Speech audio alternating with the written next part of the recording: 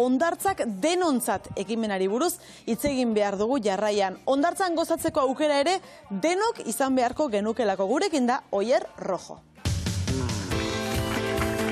Kaixo, Oier. Arratsaldeon. Oier, hondartzak denontzat ekimena zer da? Bai, hondartzak denontzat ekimena Gurutze Gorriak Gipuzkoako Foru Aldundiarekin elkarlanean eginiko proiektu bat da, mundu guztiak hondartzaz goza dezan. Beraz, hori da ekimenarekin lortu nahi dena, ez da? Mundu guztiak hondartzaz gozatzea. Hala da, bai, azken finean, badakigu pertsona batzuek duten desgaitasuna dela eta beraientzat hondartzara joatea eta bertan bainua hartzea erronka garrantzitsua izan daitekela. Eta hau dela eta Gipuzkoako Foru Aldundiarekin elkarlanean aritu gara, ekimen hau aurrera atera eta oztopo horiek ezabatzeko. Bai, eta hasieratik azpimarratuko dugu doako zerbitzu bat dela, ez da? Bai, noski, guztiz doakoa da, askotan esaten digute, ez? Informazio guztia soltatzen diegu erabiltzaileei, eta gero galdetzen digute, zenbat kostatzen du? Eta ez, doakoa, zerbitzua doakoa da, bai. Bueno, hobeto. Ze laguntza mota jasotzen dituzte partaideek?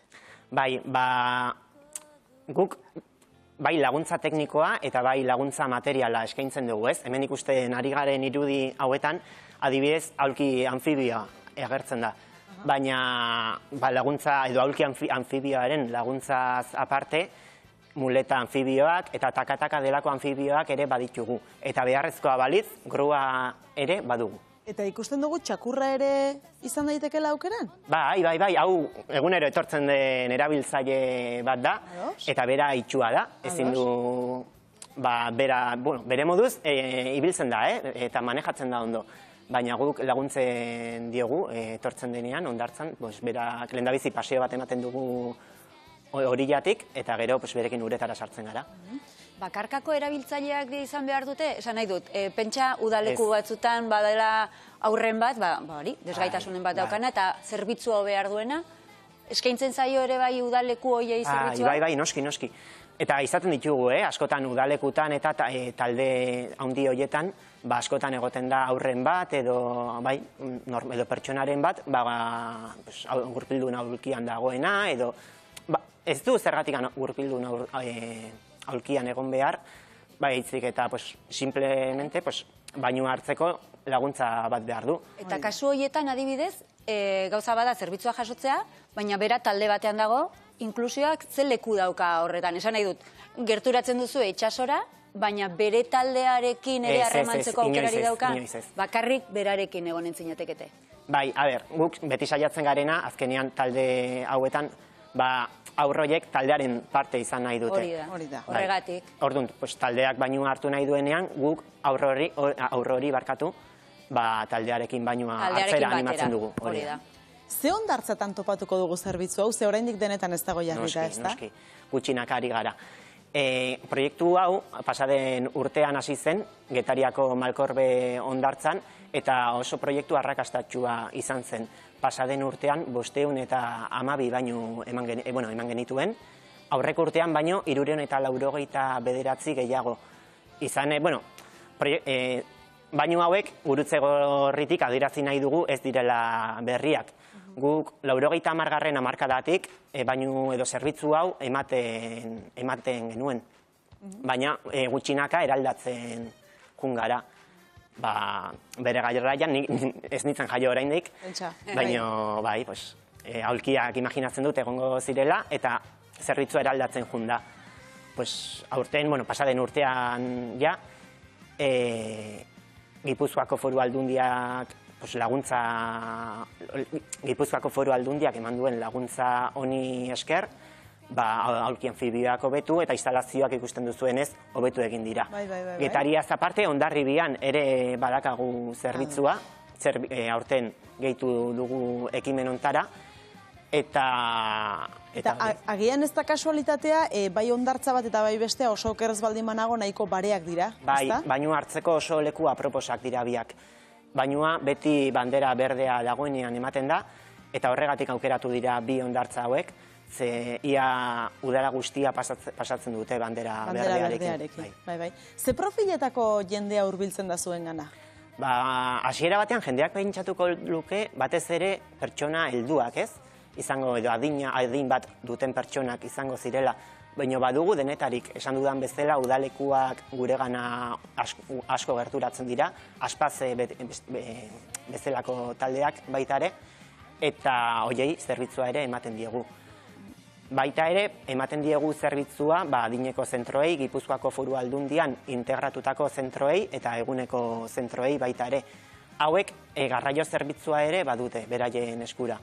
Beraz, hondartzara joateko ere aukera badago, ezta? Bai, bakarrikan zentro hauentzako.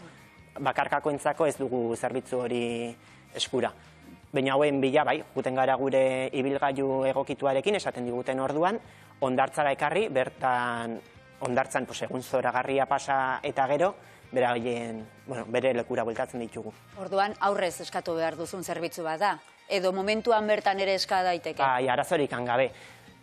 Adinekoen zentroetarako edo gehitzetarako, eskatzen dugula hitzordua eskatzea. Baina beste banakakoentzako ez da beharrezkoa. Gurekin kontaktuan jar daitezke telefonoz edo WhatsApp bitartez, guk bainuak hobeto antolatzeko, baina ez da beharrezkoa. Eta ni joan naiteke? Nafarra baldin banaiz? Bai, arazorik gabe. Edo zein lekutako... Eta zuk gerturatzen bazara zure modura, arazorik gabe. Ez duela zergatik Gipuzkoarra izan behar. Bai Getarian eta bai Hondarribian.